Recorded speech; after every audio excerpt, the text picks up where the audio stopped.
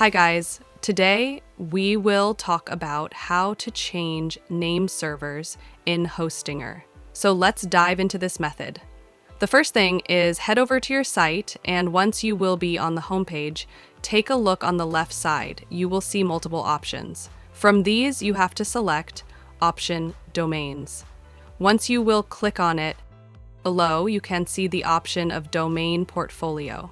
Click on it, and once you will get access to your portfolio, below you will see all the websites which you have in the Hostinger. Scroll down a bit, and here you have to select that site in which you want to change the names. Click on the option Manage. Click on DNS/Nameservers. And just scroll down a bit, and here you can see the option to change your name server. Click on it and tap on the option Change Nameservers. And here you have to enter the name servers. As you can see here, you have these name servers, and I want to add the Cloudflare.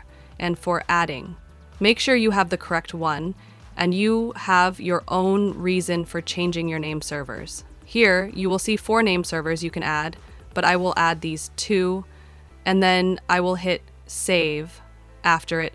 Click on the option I understand, and click on the option Change. Now you can see this pop-up name service changed.